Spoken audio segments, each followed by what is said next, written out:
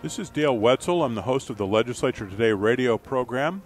We're coming to you from the Peacock Alley American Bar and Grill in downtown Bismarck, North Dakota. And we have a festive crowd here this evening, even though outside the roads are a little bit slick. I'm watching a car kind of skid right up to the stoplight as we speak.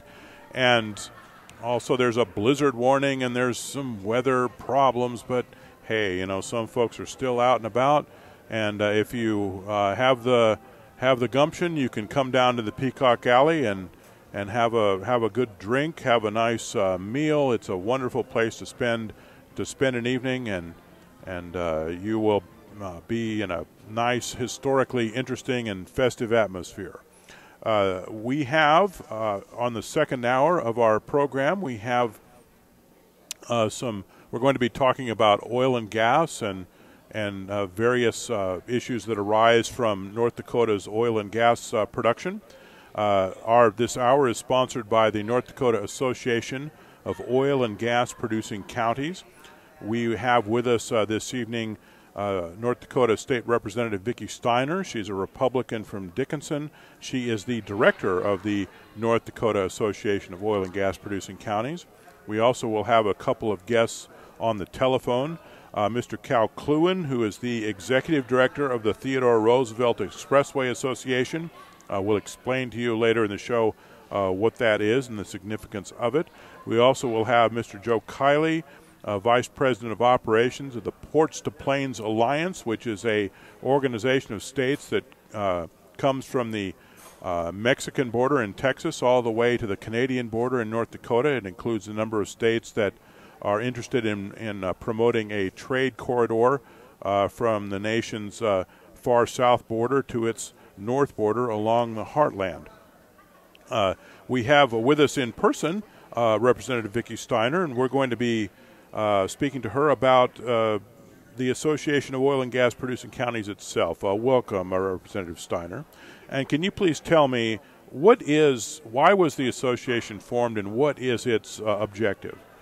Well, the association formed in the 80s boom because the county commissioners had a lot of similar issues and wanted to get together to visit. I started working for them in 1986, and what I've seen in our association as it's grown is that we do a really good job of getting three very unique groups to become unified. Our mission statement is to be the trusted and unified voice for the betterment of North Dakota and the membership of our association. And unity is absolutely critical when you start talking about trying to address all the issues that are going on in western North Dakota. And I think our association does a really good job of listening. And our executive board, I give them a lot of credit. We have 3 county representatives, 3 county commissioners, 3 city representatives, and 3 school representatives. And we don't always agree, or they don't always agree at our board meetings, and they come to a consensus of how do we get this resolved. And I give them a lot of credit for that, because I think if they weren't unified, it would be a lot more difficult getting some of our issues addressed when you come down to the legislature. What sort of diverse interest do cities, counties, and school districts have in this association? Well, I'll give you an example. Last session, when we had the formula was adjusted, at the bottom of the formula, the 5% gross production tax formula is returns approximately 7%, I guess, now back to the West. And in that, the schools, the last time they adjusted that formula, the schools were basically held at the same constant level. And the way the formula had worked out, they could go and ask for busing issues or busing assistance, you know, for a bus barn or whatever.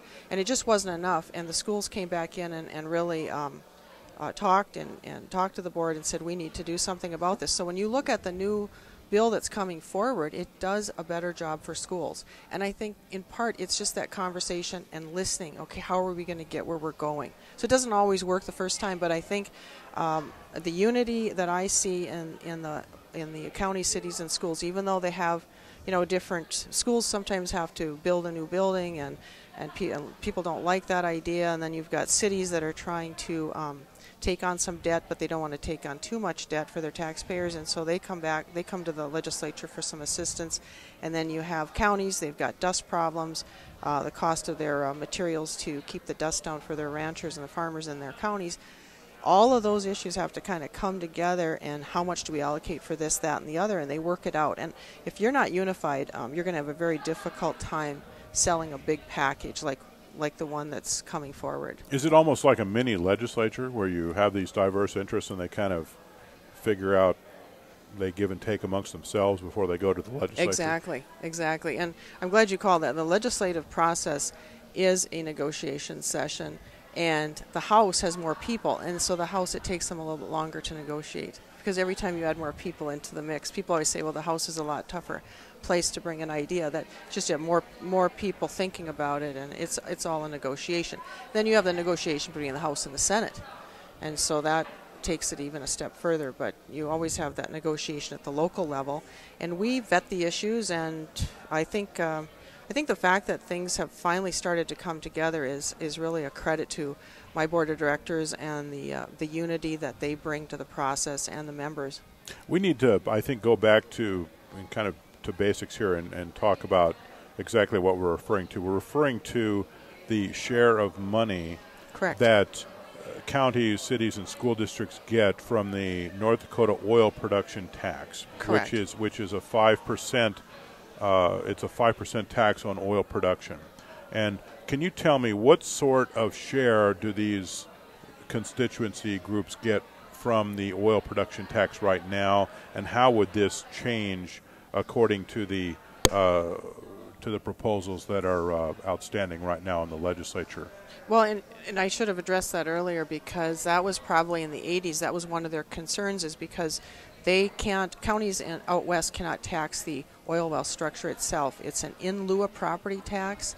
So the state gets a share and the county gets a share, and that share has been diminishing as oil production has actually been rising, because the state gets a bigger share on the bottom end of the formula. So as more and more came in, the state took more and more, basically, essentially, to make it easier to understand there. And so that lower share, actually, they started to increase the energy impact funding, hoping they would catch it. But what we're trying to do this session is even it all out, and overall it's less than 10%. So one of the things we found out from the Headwaters study this year, which was released this fall, was that other states share on an in lieu of type concept more like 35%, and that the coal counties also receive that level of type of funding.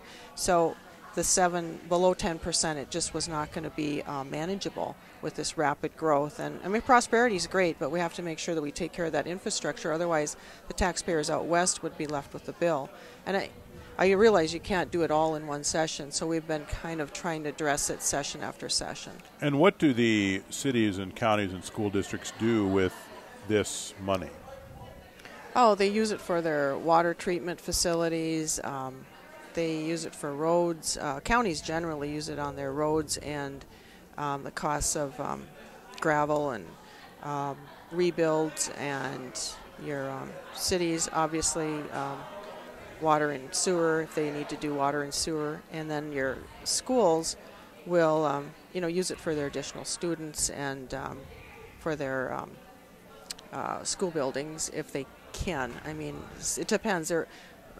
Each entity has their own, I don't want to say caps, but each of them have different rules that have been put on them, so they're not all the same.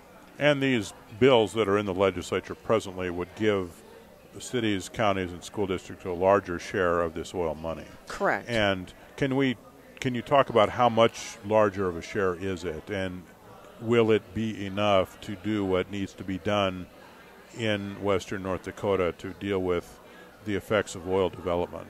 Well, it's going to get us there part way, and the reason I say that, I know the hub cities have still got a little bit of an issue and are trying to come in and see if they can get a little bit more over the next 4 years. The plan that was put forward in 1358, I believe it's a 10-year plan, but you can't tie the hands of the next legislature, so they may change it again. You can't control that at all. But we're trying to do a 10-year plan and try to especially the counties. I think the counties will get significantly more money for their roads. And then in that bill, we also have money for non-oil county roads, and I think we're trying to address more of a package, knowing that we're going to do something for, you know, every area of the state. So let's just put it in one bill and see if we can make it all work. So, but anyway, that's what's going on for this session, and the association is really anxious to see that some significant dollars, along with $150 million in energy impact for your small cities, and it is open for other type groups, that we will get where we're going, I guess. Can you describe to me what you mean by hub cities? What is that concept? The hub city concept is Minot, Williston, Dickinson, and possibly Mandan. It depends on if the House took it out, but if the factor for that Job Service uses starts to include the Mandan Oil and Gas Refinery, or the Mandan Refinery, then they possibly would be included in that mix of that factor. In fact, any community that has significant oil employees, oil and gas employees, would there's a certain threshold you have to meet, but and there's some rules in the bill, but it just basically lays out a way to get some money back off the state's 1% share to the hub cities, or the cities that are probably housing the bulk of the workers, although they are spreading out into Watford City and some of the smaller cities as well. But they'll have access to the energy impact funding. So, but hub, just so that we're clear, hub cities refers to the largest cities in western North Dakota that are housing oil and gas workers. That's correct. That's correct. And what is the advantage of being a hub city in this legislation? Do you get extra money, or what happens? Well, you get more money than you've had in the past, but all the hub cities would argue that it's not quite enough. So I had a bill in to supplement Dickinson. I think there's a Minot legislator, a couple of them I've talked to, that are going to try and supplement Minot. I know Williston is concerned whether or not they have enough to cover their debt. So I think we're all looking at where is it going to be enough for the hub cities, just to make sure that it's that's the right amount. And then also I wanted to mention, too, when you mentioned Cal Cluen, the Theodore Roosevelt Association, or Expressway, that four-laning project through western North Dakota, our association is a member of the TRE, or Theodore Roosevelt Expressway. And I also wanted to thank you, too, for this show has really, I think, been instrumental in allowing some of our county, cities, and schools to come on, verbalize and express, some of the things that are happening in their area, and I think it's been very fruitful for us. Well, I'm glad to hear that. Mr. Cal Cluen is the director of the Theodore Roosevelt Expressway Association. He is the gentleman that Representative Vicki Steiner just referred to. Representative Steiner is the director of the North Dakota Oil and Gas Association, and she is also a Republican state legislator from Dickinson. She is the woman to whom you have been listening for the last 15 minutes or so. Mr. Cluen, are you there? I am. Thank you for your time, Mr. Cluen. Could you explain to us, please, what is the Theodore Roosevelt Expressway Association? What is its purpose? Well, the Theodore Roosevelt Expressway Association is a nonprofit association. It's a federally designated highway corridor, and is designated from Rapid City, South Dakota, up to the Canadian border. And it consists of about 197 miles in North Dakota and about 88 miles in South Dakota, and then we extend over into Montana, up through the Port of Raymond into Saskatchewan. And what roads are, what is the Theodore Roosevelt Expressway? Is it a particular highway? It is. It's US 85 in North Dakota, and all the way down to Belle Fourche, South Dakota. It's designated, it's US 85. And then on up into Montana, it's Highway 6, and into Canada. And what do you do as director of the Theodore Roosevelt Expressway Association? Well, our mission is to promote corridor development. We are the northernmost portion of the Ports to Plains Alliance, which is in Texas, extending up through Colorado and on through the Heartland Expressway, and then also into the Theodore Roosevelt Expressway. Again, like I said, is the northernmost portion, and we are involved with the Ports to Plains Alliance, And our goal and mission is to promote corridor development to enhance the movement of products and goods and people in a safe and efficient manner. And how does one promote corridor development? What exactly does that mean? Well, we try to work very closely with our departments of transportation, legislative issues in the state of North Dakota. Specifically, we're working on, had some good success with the governor's office, recognizing the need for significant improvements in North Dakota because the Theodore Roosevelt Expressway, US 85, is a main artery into the Bakken region, and so that needs some significant safety review and also some significant repairs and enhancement to move those products and goods. And as part of your mission, sir, to try to improve the road itself, is that what we're talking about? We are. Our ultimate goal is to improve the road into a four-lane infrastructure, north-south in North Dakota. And what do you think the legislature is willing to do this session, in your judgment, to carry out that goal? Well, I think that there's been very positive reviews of what's been put in the governor's budget to assist Highway 85, and I believe the North Dakota DOT is working and planning to take a look at that infrastructure and how we can bring it into a four-lane structure within North Dakota. I understand from speaking to the governor and some transportation officials that one of the first objectives is to make US 85 a four-lane road from Watford City to Williston. Is that your understanding as well?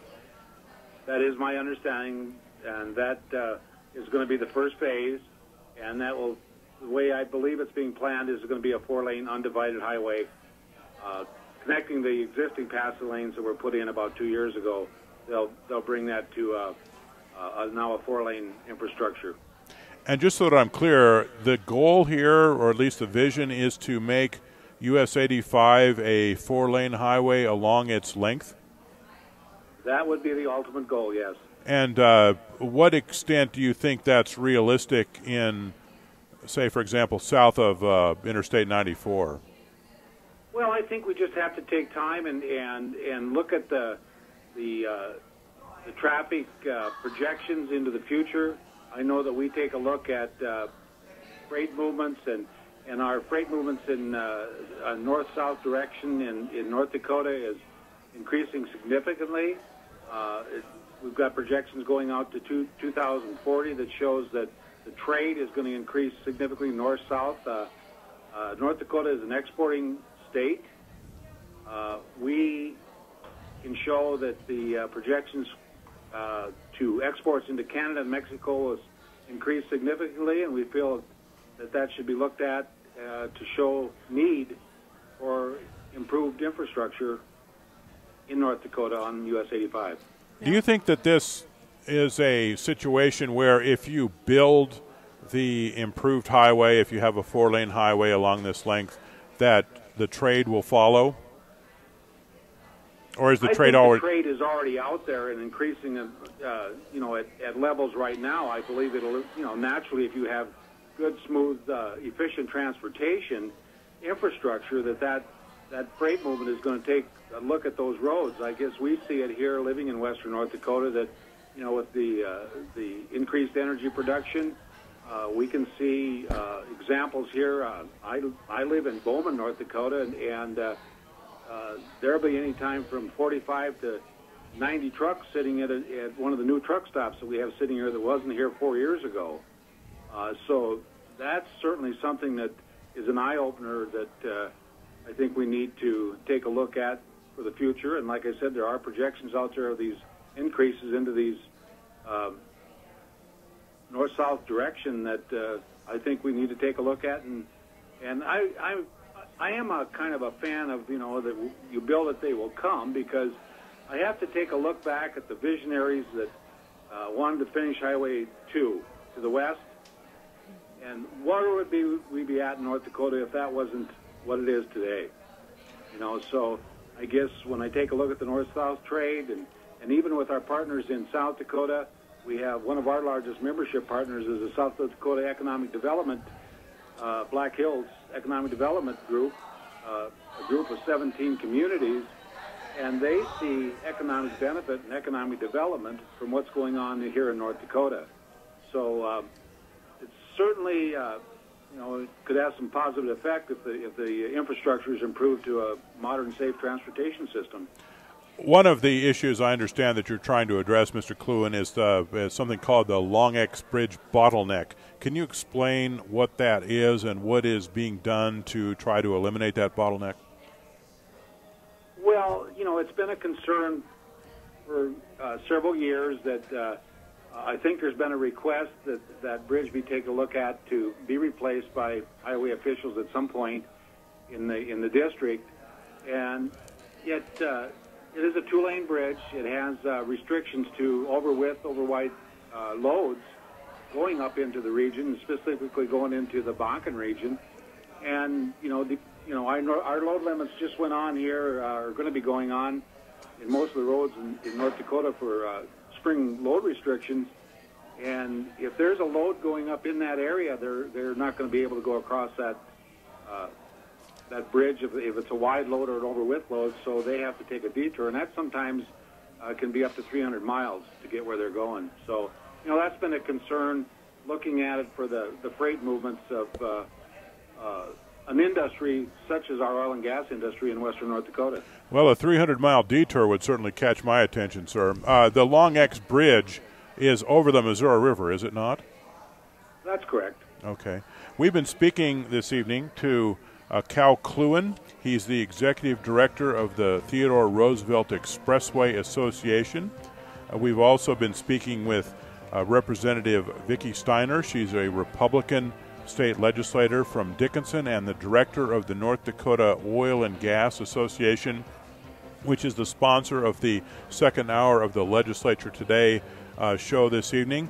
We will be coming back in a moment to continue our discussion with Mr. Cluin and also speak to Joe Kiley, who is the vice president of the Ports to Plains Alliance, which is an organization that is promoting north-south trade along the corridor that we're talking about along US 85 in western North Dakota and to parts south and west of that location. We will be back in a moment to speak to these individuals. Thank you for listening. Hello, this is Dale Wetzel. I'm the host of the Legislature Today radio program. We're coming to you from the Peacock Alley American Grill and Bar in downtown Bismarck. We have with us this evening Representative Vicki Steiner. She's a Republican from Dickinson, and she's the director of the North Dakota Oil and Gas Association of Oil and Gas Producing Counties, which is a sponsor of our program this evening. We also have with us Cal Cluin, the executive director of the Theodore Roosevelt Expressway Association, and Joe Kiley, the vice president of the Ports to Plains Alliance, which promotes north-south trade. Representative Steiner, one of the things that you have been concerned about as a legislator is the increase in fatalities along US 85 in western North Dakota.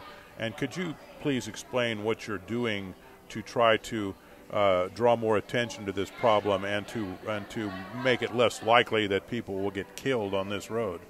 Well, I did put in a study resolution 3031, which passed the House, and that would study all zones in North Dakota that would have high fatality rates. But I know for a fact that the northwest zone is twice that of other zones. We have more fatalities in that area north of Watford City and on the way to Newtown on Highway 23. So what we see is there's some unsafe passing. There's passing on hills, and the North Dakota DOT is trying to widen the road, so they look at it from an engineering perspective. And then you have the Highway Patrol. They look at it like perhaps if we just slow people down, let's put more officers out on the road. But it might be a lot more combinations of things than that. I'd like to have some hearings on and see if people in that region would support maybe higher fines or fees for excessive speeding in their area, if the public would support that, or cameras, or public lists of violators, or employer notification, so employers know that their employees are speeding. It's just such a serious situation. I travel up there frequently, not every month, but probably every other month, and in the last 3 times I've been there, I've witnessed somebody pass on a hill.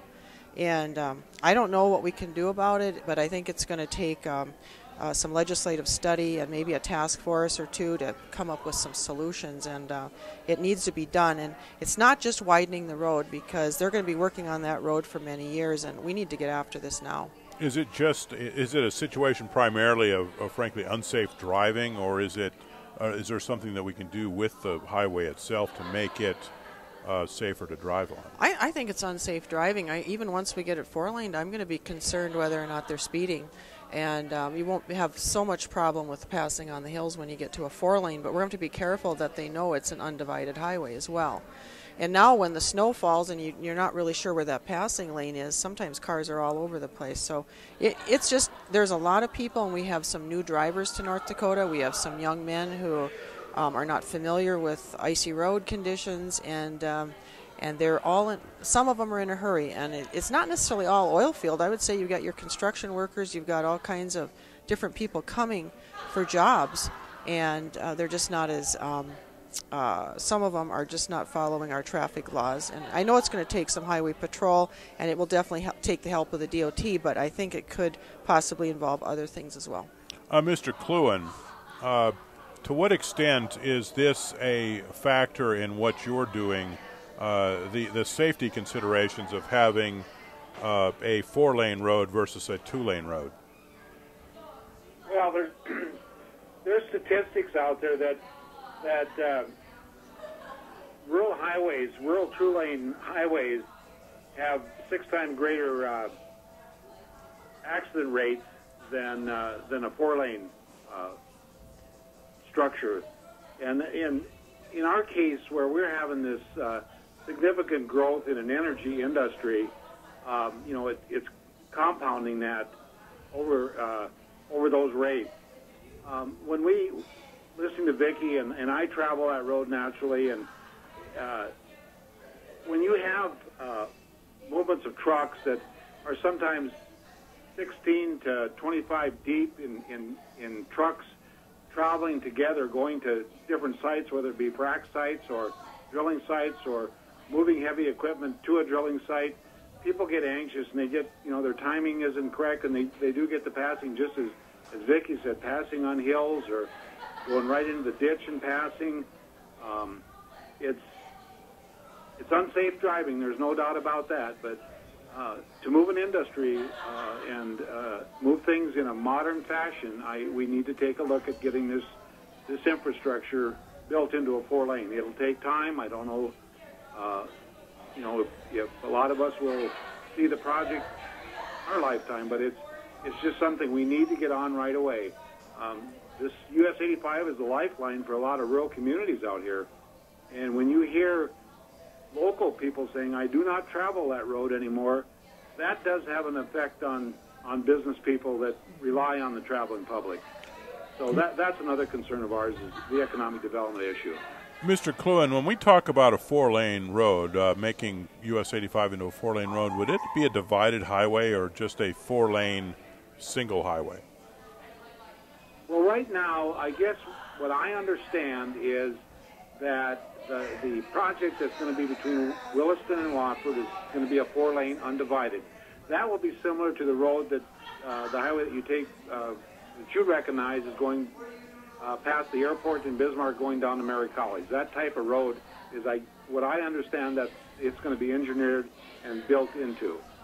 I know there are some concerns on the people that have been to public hearings that when they're in that area and think about that type of road, they feel that the traveling public is going to use that center lane as a passing lane. So, there is some thought out there that's still going to be dangerous. But I think we also have to take a look at and respect the North Dakota DOT on how they can develop this with acquiring easements and property to build that infrastructure to a wider infrastructure. I was just wondering what a 4-lane undivided road is going to look like when it's covered with snow, and whether people will be able to tell what's what. Well, it would probably look like a snow-covered runway. Yeah, I was going to say, it probably looked like a Los Angeles freeway or something of that nature. It'd be pretty interesting. Yeah. Mr. Well, I mean, we've been sitting here in a blizzard. This is the first blizzard we've had this winter, but all day here in Bowman, which has been a whiteout all day long. And I know I live out in the country, and coming back here, you can't see on a little 2-lane road. I'm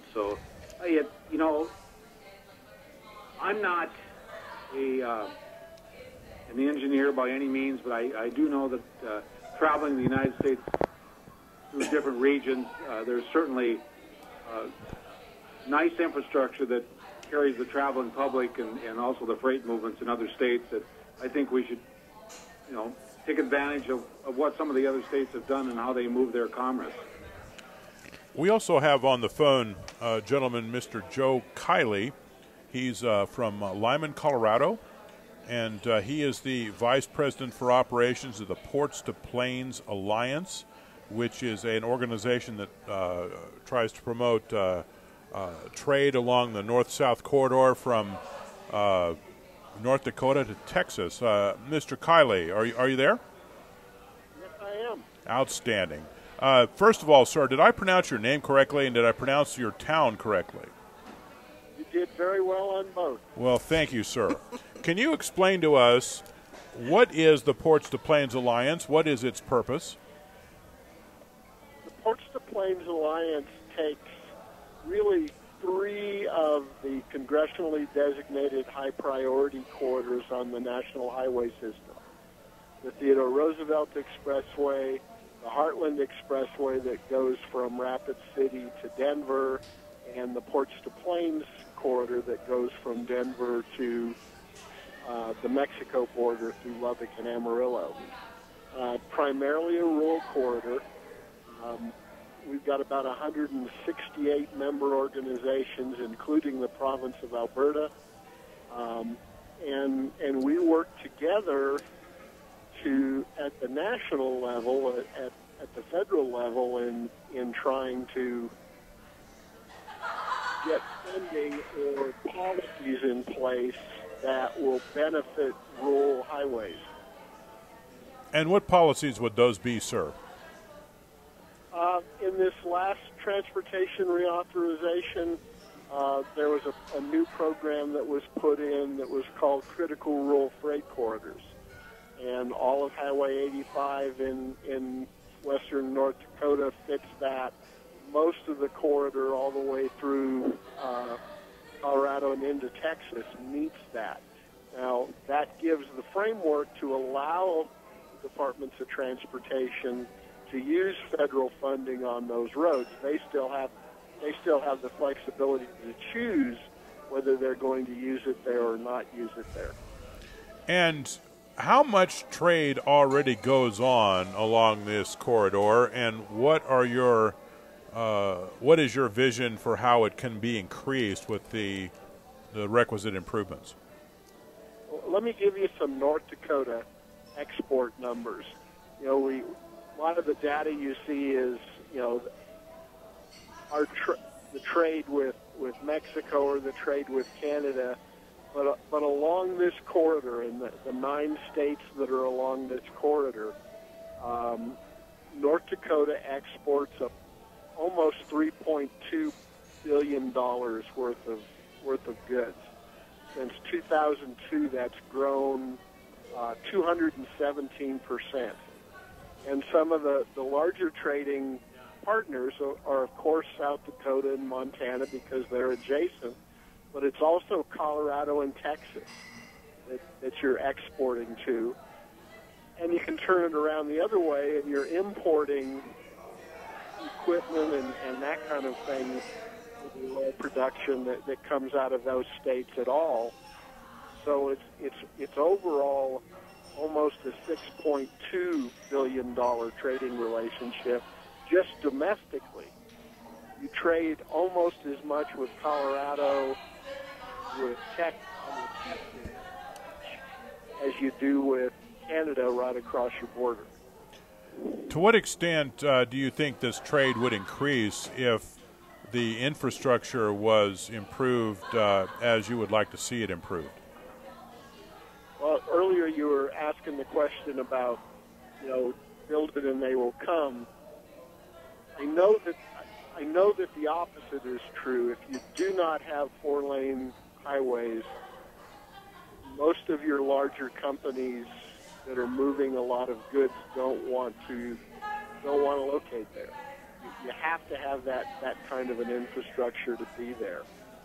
We're seeing down in Colorado, south of where I live, done some upgrading, not all the way to 4-lane, but it's almost a 3-lane kind of highway, and we've seen that double. My local community is a small town of 2,000 in the eastern plains of Colorado, and we're seeing a lot more business coming our way, not just big businesses locating there, but the traffic flow itself. We're averaging $70,000 per capita in our small town right now in retail sales, and it's primarily being driven by the increased traffic that we're seeing. Sir, the energy, go ahead. I'm sorry. The energy impacts that you're seeing in the Bakken, we're seeing on the southern end of the route in the Eagle Ford, in the Klein Shale, in the Permian, in Colorado and Wyoming. We're seeing the Niobrara. So there's just so much common in the economies of energy and agriculture that all of that benefits, and then ultimately the consumer benefits when they can not use some of the more congested highways. Sir, what has the Ports to Plains Alliance been able to accomplish in terms of getting improved highways along the corridor that you're concerned about since its inception? Oh, I don't know if I have the number since its inception. Well, in the last 5 years or so, however time frame you're comfortable with. It's about $1.5 billion worth of improvements along the entire corridor. We have places where we have completed the 4-lane. There's a spur that comes off the corridor and connects into Interstate 25 in New Mexico that goes all the way across northern New Mexico. That was opened up recently. The entire 4-lane is built. So there's lots of little pieces. In the past year, about $275 million worth of construction projects that have gotten done, and I know that both Texas and North Dakota have large plans for those kinds of increases in the next 2 years. And what is left to be done, sir? We're about 50% complete at this point from where we started.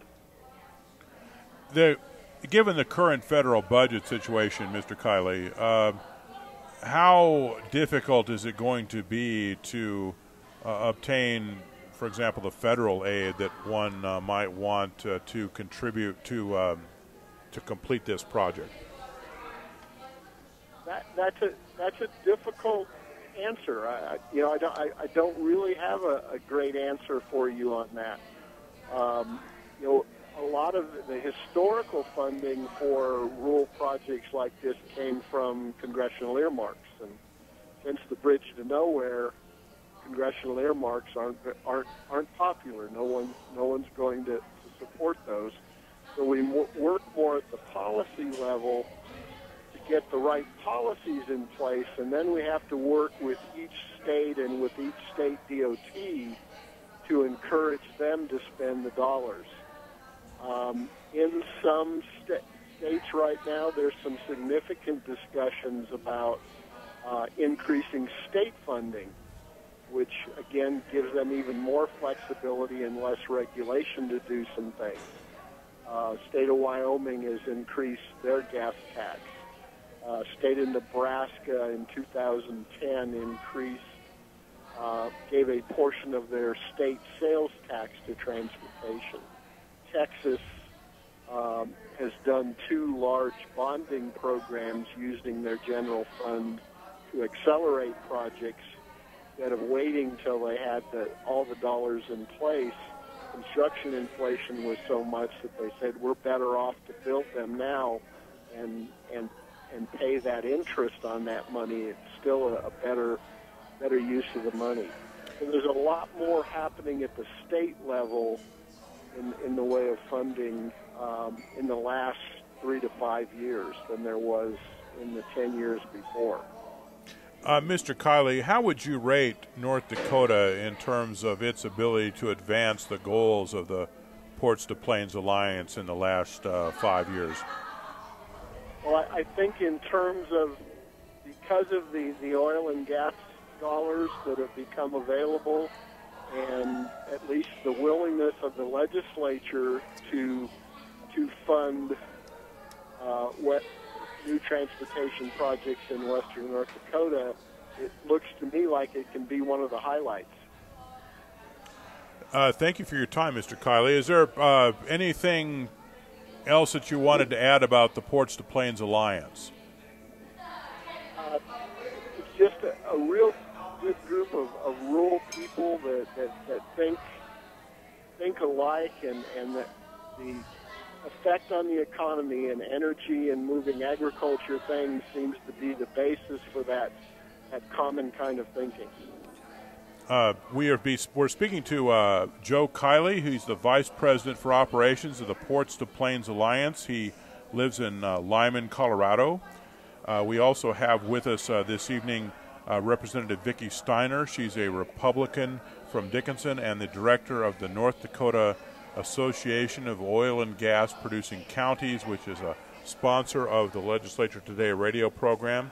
We are also speaking to Mr. Cal Cluin, the executive director of the Theodore Roosevelt Expressway Association.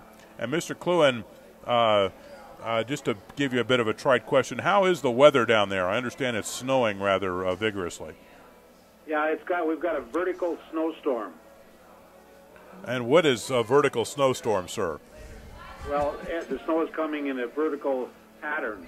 All right. It's not straight down like you'd see in the nice mountain snowfall. This is with wind, and it's nailing it to the side of the barn. So it's not the sort of storm where you're out running around enjoying the white stuff.